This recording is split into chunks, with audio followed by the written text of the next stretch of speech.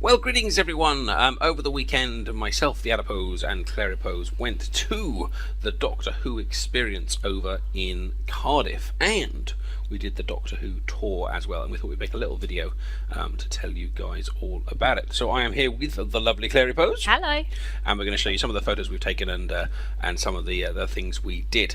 So in this first video, we're going to tell you all about the experience, and in the second video, we'll tell you all about the tour. And if you're a fan of the show, then you're going to love some of the stuff that we saw, because we absolutely loved it. So this was the experience bit.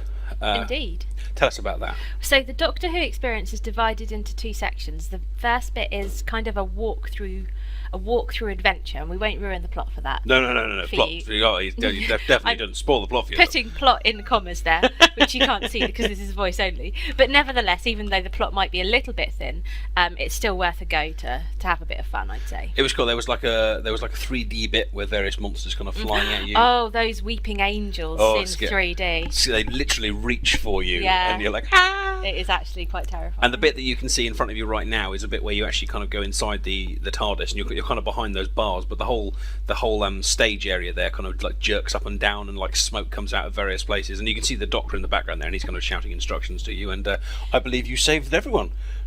I saved everyone? Well, you had the button. I did have the button, it's true.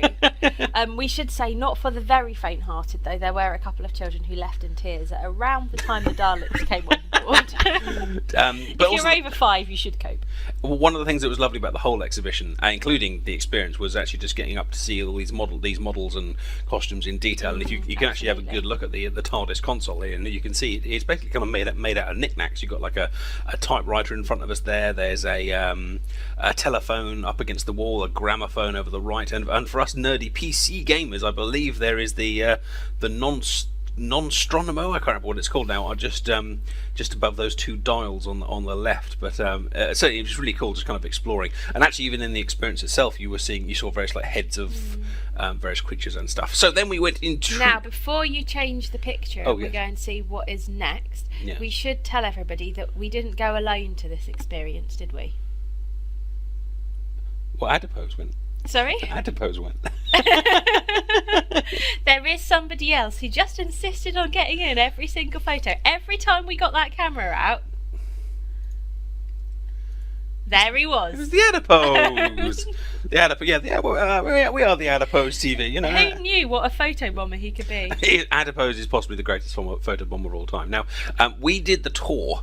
And on the day before, and the tour basically takes you to all of the locations, not all the locations, a big chunk of locations that Doctor Who's actually filmed at, so you can actually see the real buildings it was filmed at, the real places that they kind of took over when they did the filming. And I'll show you loads of that actually in the next video. But on the day we did the experience, we actually just finished off a little bit of that tour kind of by ourselves. And this is actually the Millennium Centre in Wales, which is an absolutely stunning building. I mean, if you watch Torchwood, you've probably seen it. It's the one with all the kind of letters and words on the front.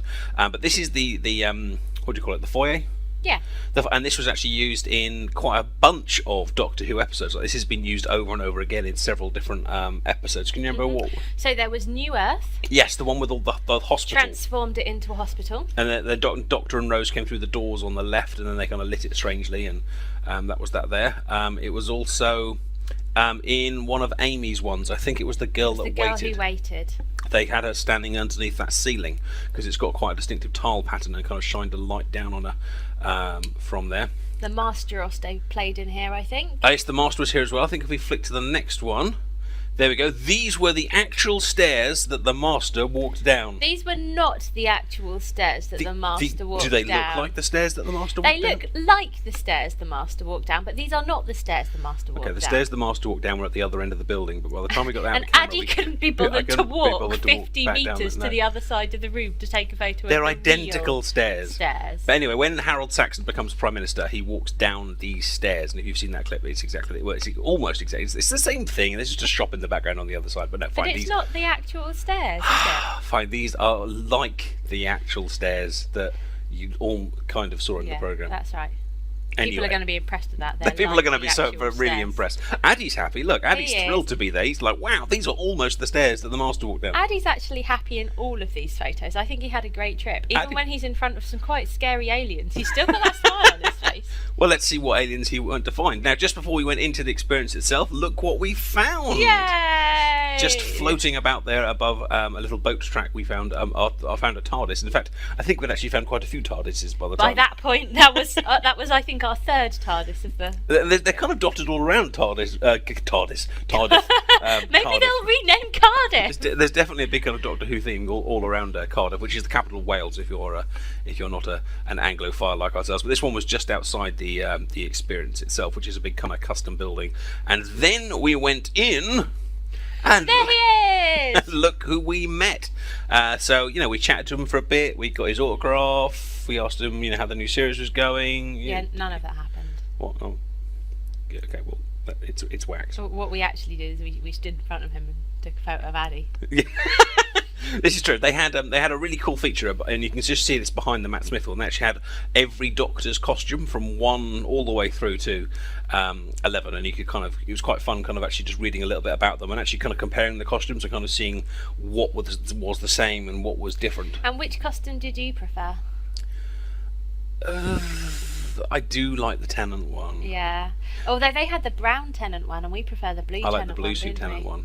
But to be honest, I kind of like the fact that they're different in the ways their costumes kind of reflect their personalities. Or not in the case of one Doctor. Or not, apart from that I hate the 6th one. The 6th one is, if you know old school Doctor Who, the 6th one wears this big kind of patchwork quilt thing, and he's supposed to be this really moody Doctor as well. He was like the angry Doctor, and they kind of dressed him up like a big clown, and wondered why it didn't work. But it's quite cool because actually Matt Smith's costume actually does borrow a little bit from the 1st and 2nd Doctors, because they wore kind of like tweed jackets, and I think the 2nd one had a bow tie, a little bow tie. So it'll be interesting to see what Peter Capaldi ends up with, and whether he kind of borrows things from other Doctors. But that was cool. So we saw all of those costumes there. It was very much a case of look but don't touch. In fact, we got told off at one point, Phil. Yeah. They had this like handprint of Matt Smith, so we did the normal thing and just we put our hands in it. We put our hands in it, and then someone came over and said, "Don't touch." I think she was saying that most of the day, because I think everybody was putting their hands in it. Yeah, I think that's her life. Yeah. But anyway, we then saw the TARDIS. That's not the TARDIS. It is. This is that's the not very... my TARDIS. Well, it's the very, very first TARDIS. They actually had, you'll see them in a second, they actually had all of the TARDISes there. This was the one that was used for the first few Doctors, and you can kind of see that it has that kind of central column theme and those kind of big circles on the wall. And in fact, yes, you can get TARDIS wallpaper. They had it for sale in the shop. Oh my goodness, why do we not have TARDIS wallpaper? I was tempted to ask you if you wanted to get TARDIS wallpaper at one point, but I thought I might have got a stern look. Well, we did come back with 2 huge wooden paintings. We did come back with wooden paintings. When we get them up, we'll put a little photo of them up. But we did come back with some decorations for the house. So this is the William Hartnell, Patrick Troughton TARDIS, and then this is the next one. This one is actually used for quite a long time. This is like Tom Baker, Colin Baker. Who else have we got there? Peter Davidson, even up to Sylvester McCoy. I think this was the TARDIS that was being used, and just that little screen on the. It just looks so 80s, doesn't it? Yeah, it does, but at the time that was the height of technology. Wow, there's a screen in the TARDIS. But it's weird, isn't it? Because like in those days, it was kind of like, wow, this is really, really high tech, and now we're in 2013. They're like, cool, let's just put a phone let's in put there. A skipping rope. Yes, yeah, let's put a big gramophone, and somehow that looks actually more modern. But yes, that was the 70s and 80s TARDIS, and this what is happened to the TARDIS? This was your TARDIS, I believe. This was my TARDIS, although I remember it in slightly better nick than that. They blew it up. They blew it up. This is very sad. But in some ways, they're cool. This was the Christopher Eccleston, David Tennant TARDIS. And when David Tennant regenerated, to get the kind of look really spectacular, they did literally kind of blow this TARDIS up. And so this TARDIS is actually kind of looking quite battered because it was essentially wrecked in the filming and then kind of reassembled afterwards. Now, I Believe that they have actually remade that TARDIS. Well, we just saw it in the Doctor's Wife, unless they just patched this one up a little bit and filmed it there. But you can see how the wall changes. It's still got that kind of spots. It's nice to see that in designing it, they kind of went, well, we still need circles in the background because that's distinctive for the TARDIS, but let's make them yellow and change it up a little bit. And I know from reading around Doctor Who at the time that they actually wanted to make this one look slightly organic, almost as if it's slightly kind of grown by itself, which is quite cool. So we saw all the TARDISes, and did you want to tell us about this one? This one is an exciting one because this one was actually designed by a Blue Peter viewer. And apparently the Blue Peter I wish I was young enough to watch Blue Peter with competitions like this. Me too. I can't remember whether it was a he or a her that designed this TARDIS. Can you remember? I think it was a girl. Because I'm being a bit sexist here because it's kind of pink and it's got like hair dryers and stuff on it. Well, we can't say that for certain. Well, I don't use a hairdryer. You don't have any hair to dry. Adipose doesn't need hair. He's gorgeous just as he is. So anyway, what this person did is they designed the TARDIS around objects that they'd found in their house. So there's a skipping rope, there's a phone, one of those corded phones. Taps and gas taps and things. And next to this TARDIS is the costume of... Sidris, I think. Idris. Idris. It's the Doctor's wife, where the TARDIS kind of comes out into kind of into a human form, and this was the junk TARDIS that the Doctor kind of made afterwards. And this is these are the actual ones as well.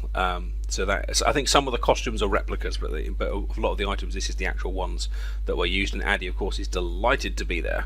And yes, this was the Catherine Jenkins capsule. Do you remember that Christmas special? Indeed. Well, remember she was locked away, but she could only come out a few more times, and so she came out every single Christmas. Sadly, Catherine Jenkins was not still in there. Is that sadly or happily Catherine Jenkins was not still in there? Well, I guess it depends how much you like her singing and her dancing. I suppose it does. Indeed, but she wasn't there. We did check. No. You couldn't really have Addy's still happy though. Addy's still happy. He's delighted. He's having great time. Yeah, she spent a little time in the capsule. Which is quite cool. And we saw these big tree monsters. You have to look carefully. And this one you're going to have to play a game of where is Addy? Yeah, you have to play Spot Addy. It's a bit like Where's Waldo, but just Where's like Waldo? Americans call it. Sorry, North Americans call it Where's Waldo. Oh, I see. Whereas British people call it Where's Wally. Okay. I don't know why. Thank you for clearing that up with me. I thought you just pronounced Wally wrong.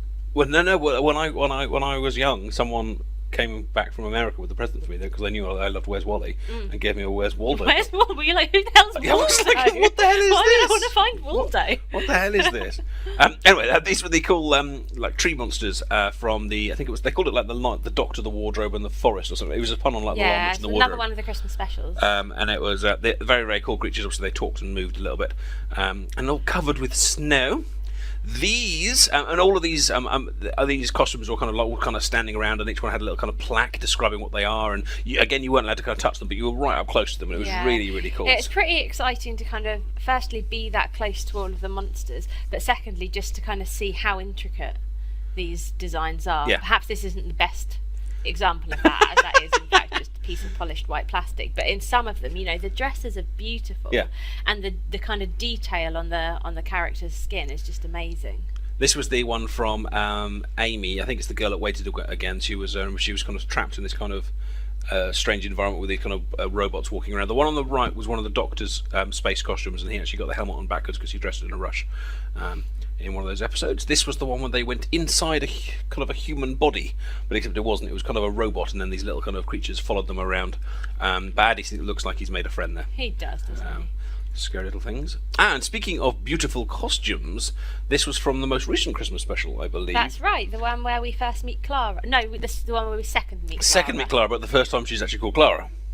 That's right, because she was called Oswin. Yes. In the first one, and that's Richard E. Grant's costume on the left there, and you can see it's a lovely little costume. And the snow globe was fully operating, and all that was all buzzing, and the snow was all flying around inside it, and stuff. And there was a snowman behind it, but he didn't have his big scary mouth, so we didn't take a photograph of him. No, we figured that must have been CGI'd on afterwards, which was a little bit disappointing. But they got the exhibition was completely bang up to date as well. He had stuff from from Series 7, stuff from Series 6, because we've actually been to the experience before, but after Series 5, after Series 5, and so we were kind of wondering how much of it we would have already seen. But what was cool was there was just so much new stuff in there as well. And speaking of Clara and Oswald, these are the costumes and the Dalek from that particular episode where we first meet Oswin/Clara.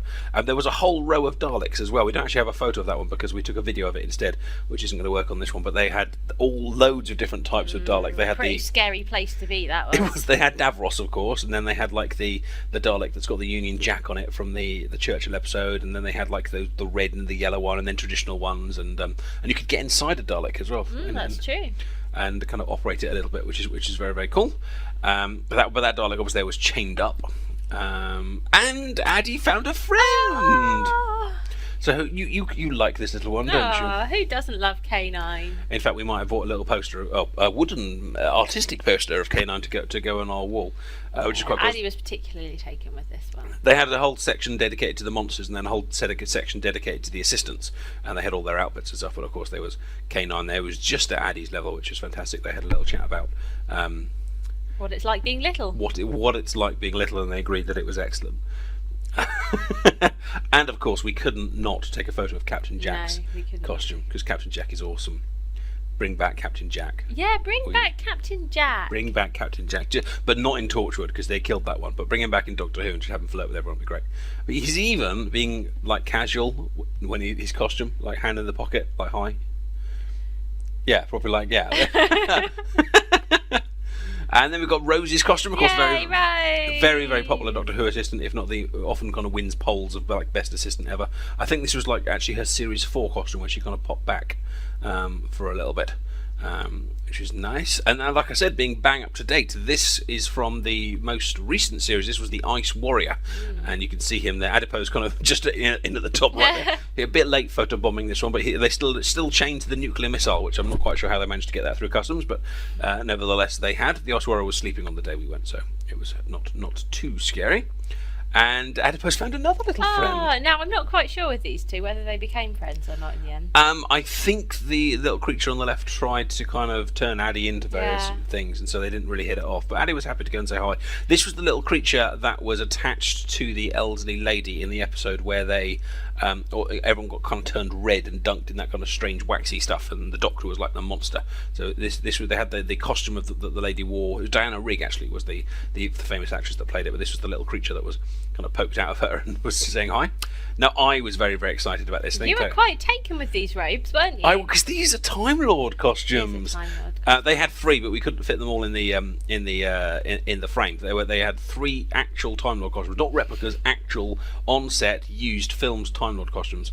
The one on the left was used in the Doctor Who movie starring Paul McGann and his one-off one, and that was the Master's robes.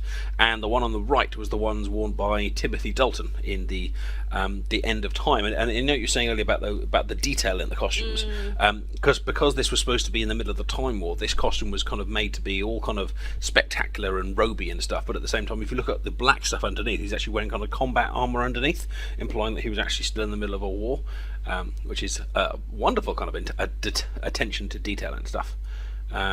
So what's all this then? What is that? Well, you better tell us what that is, because I didn't recognise it at all.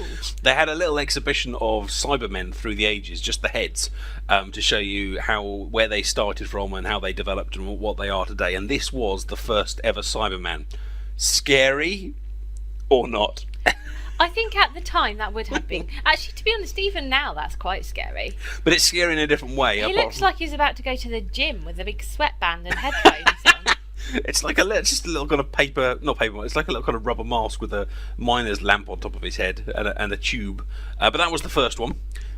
So when they first arrived in 1960 or whatever, and then that's how they are today. Yeah. They had him kind of so dangerous they put him kind of behind this kind of blue tubing. But this is the one I remember actually, because when I was a Doctor Who fan in the late 80s, when I was but a little boy. So these are the Cybermen I kind of remember, and actually they're not quite as scary as I remember. I think the modern ones are even scarier, but certainly very, very cool. And I think they had about maybe 8 different heads from all the different ones, and then they had various cyber controllers and the kind of the various different. They had the Cyber Monkey. Do you remember the Cyber Monkey? I don't remember the Cyber Monkey. He was in one of the Christmas episodes. It was like this kind of big shaggy creature. He kind of ran around. It was one of those things they never really mentioned again, but he was there. Now, who is all this? Who is that? You don't know who that is? I want to say that it's one of those Sontarans. Sontarans, yeah. But with his helmet on, I barely recognise him. Indeed, it's a Sontaran with his helmet on, and they're next to him, to his left. You can't see it. They had the original Sontarans, and I must admit they don't look very good, but the modern ones are great. And Adipose was almost as big as this little chap, yeah. so again he was able to have a conversation about being short, but the Sontaran didn't really seem to appreciate that. Now this photo got photobombed a little bit by a Hath. It was just supposed to be a picture of Addy really in this photo, and just poked his way in and was like, and there he is. But he was very cool, very, very cool costume. I feel a bit sorry for the poor guy that was in that. And then you're terrified of these. This is tell us what episode is this from? Tell us all about these are from the duo of episodes, Human Nature and Family of Blood, which are two of my very favourite episodes of Doctor Who. And the scarecrows kind of. These are scary monsters. These scarecrows. It's interesting how in Doctor Who sometimes it's the simplest things that work the best. Like you have these kind of space robots and stuff, and they're quite scary. But when they kind of go, it's a statue and it comes to life. It's a scarecrow and it comes to life. I think it's partly because we can relate to things like scarecrows. I mean, I never walk down the street and see a Dalek. No. But I do walk down the street and see scarecrows, and I do walk down the street and see statues. So taking things which are part of our actual safe life and making them scary is somehow more frightening. Because you see them. Exactly. Now every time I drive past a field of scarecrows, I do wonder if husband of mine is underneath it. And then we had a little threesome of scary monsters here. We had the Ood, who of course aren't that scary. They're very subservient, depending on who's currently running them, and whether or not they've got disease in the eye. Indeed. And on the right we have the Absorbaloff, who is in the Love and Monsters episode, which is the one where they have that crazy creature that kind of absorbed other people. And if you look very closely on the bottom right hand side of the photo, you can see a pair of glasses on the guy's chest, which is one of the other faces of the people that he absorbed. And Absorbaloff is another one that was designed as the result of a Blue Peter. Indeed, that's how he designed the monster, and then they wrote the episode around it, which was very, very cool. Now, very, very cool monsters. Very, very cool monsters. These are, of course, the Silence. We had to take this photo quite a few times because Addy kept forgetting, what he was actually standing in front of, and kept kind of just turning around and going, "Look, there's nothing behind me. I'm not taking the photo here." You only remember it when you're looking at it. It's the problem. And silence will fall. And all that kind of stuff, and they had their little kind of spaceship there as well. They were a very kind of cool bad guy. Who were a very cool bad guy?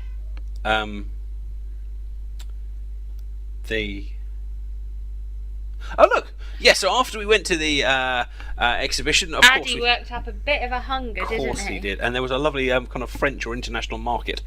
So after we came out, we did actually. Addy did tuck into a lovely set of chocolate fountain marshmallows and strawberries, which were fantastic. Anyway, we will hope you have enjoyed this little look at the Doctor Who experience, and if you have, please give the video a like, and don't forget, check the channel because there will be another video about the Doctor Who tour, and we'll show you some of the places that Doctor Who was really filmed. If you've been, then do let us know in the comments section and what you remember most and what you enjoyed, and if you're just as nerdy as us, we will get back to you and have a little chat about all things Whovian. We'll have a nerd off. A little nerd off, yes indeed. So do check back for that other video, and thank you so much for watching. Take care, and it's goodbye from me. And goodbye from me. And goodbye from little Addy. From little Addy. Big Addy. Take care. Bye-bye. Bye.